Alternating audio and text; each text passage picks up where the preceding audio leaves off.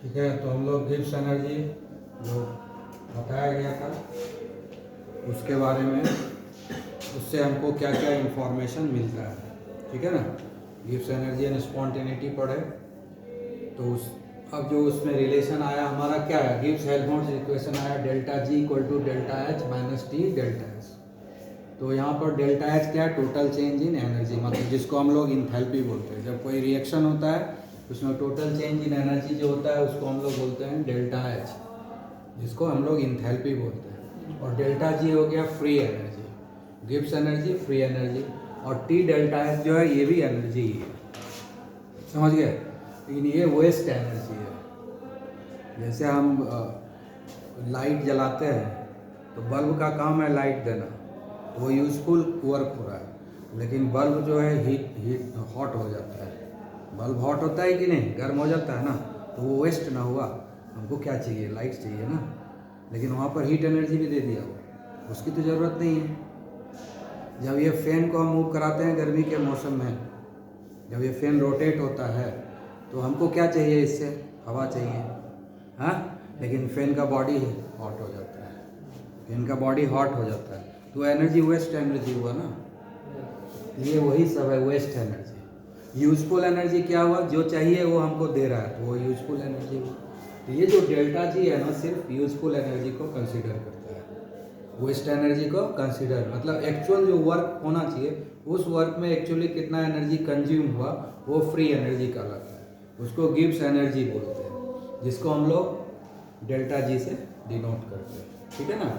और delta G क्या, H क्या हो गया, टोटल चेंज इन एनर्जी, उसमें सारा यूजफुल एनर्जी और अनयूजफुल एनर्जी दोनों को इंक्लूड किए हुए हैं, वेस्ट एनर्जी को भी। ये है waste energy, not useful energy, it is not a useful energy. Waste energy को जब हम टोटल एनर्जी में वेस्ट एनर्जी को सब्ट्रैक्ट करेंगे तो यूजफुल एनर्जी मिलेगा, तो यूजफुल है। और दूसरा बात है कि ये इक्वेशन सिर्फ सिस्टम को कंसिडर करता है, सराउंडिंग को कंसिडर नहीं करता है। सिस्टम में जो चेंजेज हो रहा है उसी के ऊपर डिपेंड करता है, लेकिन सराउंडिंग में क्या क्या चेंज हो रहा है सिस्टम के चलते उसको कंसिडरेशन में लेते हुए सिर्फ सिस्टम के बारे में बताता है। ठीक है ना, सराउंडिंग बहुत बड़ा है, अपने कंट्रोल में नहीं है, इसलिए उसको कंसिडर करना बड़ा मुश्किल होता है ना। इसीलिए ये जो नया थर्मोडायनेमिक फंक्शन आया, पहले डेल्टा यू पढ़े, फिर डेल्टा एच पढ़े, फिर डेल्टा एस पढ़े, और अब हम लोग क्या पढ़ लिए, डेल्टा जी। ये जो डेल्टा जी है ये परफेक्टली जो है प्रोसेस स्पॉन्टेनियस है या नहीं है बता देता है। ठीक है, बाकी डेल्टा यू नहीं बता पाता है परफेक्टली, डेल्टा एच भी नहीं बता पाता है परफेक्टली, और डेल्टा एस भी नहीं बता पाता है परफेक्टली, लेकिन डेल्टा जी परफेक्टली बताता है कि प्रोसेस जो है स्पॉन्टेनियस है कि नहीं। दुनिया में जितना भी नेचुरल प्रोसेस हो सब स्पॉन्टेनियस है, वो अपने आप होते रहता है जब तक कि वो कंप्लीट नहीं होता है। जैसे हम लोगों का ग्रोथ है, ग्रोथ तब तक चलते रहता है, कोई रोक नहीं सकता है, तब तक ग्रोथ, जब तक होने का ग्रोथ है ग्रोथ होना ही है, कोई रोक नहीं सकता है, समझ गए ना। हाँ, इसलिए उसके बाद डी ग्रोथ भी होता है, वो स्पॉन्टेनियस है, मरना भी निश्चित है कि नहीं, आई बात समझ में। तो ये जो नेचुरल प्रोसेस जितना भी होता है ना वो सब के सब स्पॉन्टेनियस है ना। हम लोग जो ह्यूमन बीइंग करवाते हैं प्रोसेस वो स्पॉन्टेनियस हो भी सकता है, नहीं भी हो सकता है, लेकिन नेचुरल प्रोसेस तो सारा स्पॉन्टेनियस है, उसमें हम लोग कुछ नहीं कर सकते। ठीक है ना, आया समझ में। तो समझ गया तीनों नोटेशन क्या क्या दिया हुआ है। ये जो है टोटल है, टी डेल्टा एस टोटल हम ड्रॉप कर दिए, लिखे नहीं है। ये जो डेल्टा एस है ये टोटल है, सिस्टम और सराउंडिंग दोनों को इंक्लूड किए हुए, समझ गया ना। लेकिन ये दोनों सिर्फ सिस्टम का है, याद रखो, है ना। Total change in the energy of a system हो गया delta H, total change in the energy of a system कितना हो गया, डेल्टा एच। उसमें से डेल्टा जी जो है यूजफुल वर्क करने के लिए यूज हुआ, है ना, और बाकी एनर्जी वेस्ट हो गया, वो ये है। ठीक है, अब इस इक्वेशन के हेल्प से हम पता लगा सकते हैं कि कोई भी रिएक्शन जो है स्पॉन्टेनियस होगा कि नहीं। हम लोग जो जनरली रिएक्शन करवाते हैं वो किस पर करवाते हैं, constant temperature and constant pressure, ज़्यादातर रिएक्शन तो इसी पर कराते हैं, है ना। जैसे इस लेबोरेटरी में जब हम रिएक्शन कराएंगे तो क्या होगा, प्रेशर कांस्टेंट रहेगा, जो एटमॉस्फेरिक प्रेशर है वही रहेगा। हाँ, ओपन में हम रिएक्शन कराएंगे तो टेम्परेचर भी मेंटेन रहेगा, एक्जोथर्मिक रहेगा, तो जो एक्स्ट्रा हीट एनर्जी है वो दे देगा सराउंडिंग को। और अगर कोई एंडोथर्मिक रिएक्शन हो रहा है, उसको हीट एनर्जी की ज़रूरत पड़ेगी तो सराउंडिंग से ले लेगा वो हीट एनर्जी। तो ओवरऑल टेम्परेचर हम क्या करेंगे, मेंटेन रखेंगे। आया समझ में। तो जो भी केमिकल रिएक्शन कराते हैं वो किस पर कराते हैं, कांस्टेंट टेम्परेचर और कांस्टेंट प्रेशर पर कराते हैं। ठीक है, ये दोनों चीज़ तो कांस्टेंट है, टी भी कांस्टेंट है, पी भी कांस्टेंट है। ठीक है। अब है कि डेल्टा एस टोटल अगर ग्रेटर देन 0 हुआ, ये 0 है यानी ये पॉजिटिव होगा। ये अगर ग्रेटर देन 0 है मतलब ये पॉजिटिव होगा, तो पॉजिटिव इंटू नेगेटिव कितना होगा, नेगेटिव होगा, है ना। तो जब डेल्टा एस टोटल नेगेटिव होता है तो इस केस में जो है ये क्या हो जाएगा, डेल्टा जी जो है नेगेटिव आ जाएगा, क्योंकि ये बड़ा क्वांटिटी हो जाएगा। एक पॉजिटिव है ना, है तो, और ये नेगेटिव साइन है यहाँ पर, तो जब इससे सब्ट्रैक्ट होगा तो फाइनली क्या आएगा, नेगेटिव साइन आएगा। इसीलिए डेल्टा जी जो है कम हो जाएगा 0 से, और जब डेल्टा जी नेगेटिव हो जाएगा तो प्रोसेस जो है स्पॉन्टेनियस हो जाएगा। तो डेल्टा जी से हम अगर नेगेटिव है तो स्पॉन्टेनियस, डेल्टा जी पॉजिटिव है तो non spontaneous. Delta G positive कब होगा, जब डेल्टा एस टोटल जो है 0 से कम हो जाएगा, मतलब ये नेगेटिव हो जाएगा। तो नेगेटिव इंटू नेगेटिव क्या हो जाएगा, पॉजिटिव। यहाँ पॉजिटिव है तो दोनों पॉजिटिव मिलकर पॉजिटिव में रह जाएगा। आया बस समझ में। हाँ, तो फाइनली क्या हो गया, डेल्टा जी पॉजिटिव हो गया, इसलिए प्रोसेस क्या हो गया, नॉन स्पॉन्टेनियस। और तीसरा केस हो सकता है कि डेल्टा एस टोटल 0 हो जाएगा, तो ये टर्म 0 है ना। आया बस समझ में। तो डेल्टा एस जब 0 हो जाता है तो डेल्टा जी भी 0 हो जाता है। समझ गए, आया समझ में। हाँ, क्लियर। तो इस तरीके से क्या हो गया कि ये तीनों कंडीशन से हम लोग पता कर सकते हैं कि रिएक्शन किस तरह का, स्पॉन्टेनियस है, नॉन स्पॉन्टेनियस है, या वो इक्विलिब्रियम में है। ठीक है, तो इससे हमको ये चीज़ पता चल जाएगा ना। क्लियर। देखो अब है हम लोग पढ़ रहे हैं condition for delta G to be negative, है ना। किस किस कंडीशन में डेल्टा जी नेगेटिव होगा, मतलब किस किस कंडीशन में प्रोसेस जो है स्पॉन्टेनियस होगा। डेल्टा जी नेगेटिव होगा तो वो प्रोसेस स्पॉन्टेनियस होगा। तो हमको सिंपली पता कर लेना है कि डेल्टा जी कब नेगेटिव होगा। जैसे डेल्टा जी नेगेटिव हो गया स्पॉन्टेनियस है, और डेल्टा जी पॉजिटिव होगा तो नॉन स्पॉन्टेनियस होगा। ठीक है ना। तो जो कंडीशन है यहाँ लिखा गया, इस कंडीशन को अगर सेटिस्फाई करता है तो प्रोसेस स्पॉन्टेनियस होगा, नहीं हो सेटिस्फाई करेगा कंडीशन तो प्रोसेस जो है नॉन स्पॉन्टेनियस होगा। तो फॉर्मूला हमारा क्या है, delta G equal to delta H minus T delta S. तो फर्स्ट कंडीशन देखो, डेल्टा एच क्या है, नेगेटिव, ये नेगेटिव है। ठीक है, डेल्टा एच नेगेटिव है और डेल्टा एस जो है पॉजिटिव है।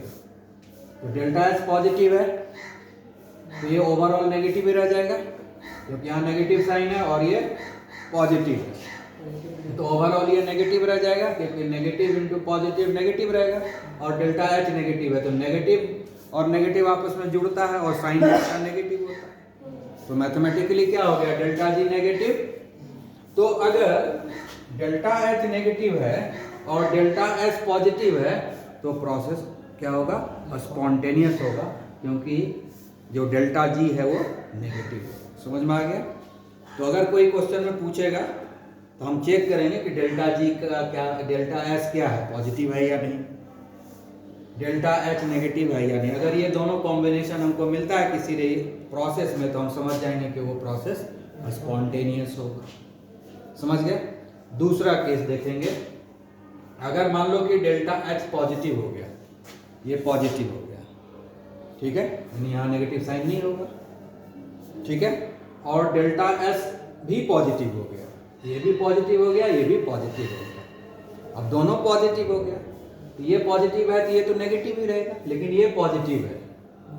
अब ये पॉजिटिव है और ये अब नेगेटिव है, तो ये नेगेटिव कब होगा, जब ये बड़ा हो जाएगा इससे। ये चूंकि पॉजिटिव है और ये ओवरऑल अब नेगेटिव हो गया क्योंकि ये नेगेटिव है। मैथमेटिक्स के हिसाब से सोचना है, कोई केमिस्ट्री नहीं है यहाँ पर, मैथमेटिक्स चल रहा है ना। डेल्टा एस यहाँ पॉजिटिव है और यहाँ नेगेटिव है, तो ओवरऑल नेगेटिव हो गया टी डेल्टा एस की नहीं, ये नेगेटिव पार्ट हो गया और ये पॉजिटिव है हमारा। तो पॉजिटिव और नेगेटिव है, तो नेगेटिव वाला टर्म बड़ा होगा तब ना ओवरऑल आंसर हमारा नेगेटिव आएगा। हाँ, 2 - 3 होगा तभी ना -1 होगा। हाँ, +2 -2 और +3 आएगा तो रिजल्ट पॉजिटिव हो जाएगा ना। हमको तो नेगेटिव रिजल्ट चाहिए, तो नेगेटिव रिजल्ट के लिए क्या चाहिए, ये टी डेल्टा एस बड़ा होना चाहिए डेल्टा एक्स से, तभी ना ओवरऑल नेगेटिव होगा। इसीलिए लिखेंगे कि डेल्टा जी नेगेटिव तभी होगा जब T delta S is greater than delta H. अगर ये कंडीशन नहीं है तो इस कंडीशन में फिर ये स्पॉन्टेनियस नहीं होगा, यानी ये जब कंडीशन फॉलो होगा तभी ये होगा स्पॉन्टेनियस। अगर डेल्टा एच पॉजिटिव है और डेल्टा एस भी पॉजिटिव है तो हमको देखना पड़ेगा कि टी डेल्टा एस का वैल्यू डेल्टा एच से कम है या ज़्यादा है। अगर टी डेल्टा एस का वैल्यू डेल्टा एच से ज़्यादा है तब तो डेल्टा जी नेगेटिव हो जाएगा और प्रोसेस स्पॉन्टेनियस हो जाएगा। लेकिन अगर टी डेल्टा एस कम हो गया डेल्टा एच से तो डेल्टा जी पॉजिटिव हो जाएगा, फिर वो नॉन स्पॉन्टेनियस हो जाएगा।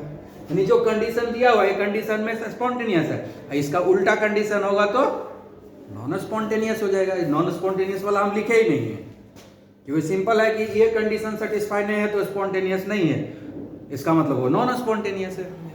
ठीक है, अब तीसरा केस देखते हैं कि डेल्टा एच नेगेटिव है, डेल्टा एच ये नेगेटिव हो गया, ठीक है ना, और कह रहा है कि डेल्टा एस भी नेगेटिव है, ये भी नेगेटिव, ये भी नेगेटिव। ये जैसे नेगेटिव आएगा तो ये पॉजिटिव हो जाएगा और ये नेगेटिव होगा, तो इसका मतलब टी डेल्टा एस छोटा रहेगा तभी ना ओवरऑल नेगेटिव होगा।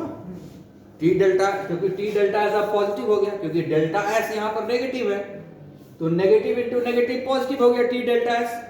टी डेल्टा एस पॉजिटिव हो गया और डेल्टा एच हम नेगेटिव लिए हुए हैं, तो एक नेगेटिव टर्म है और दूसरा ये पॉजिटिव टर्म होगा। तो नेगेटिव तो तभी होगा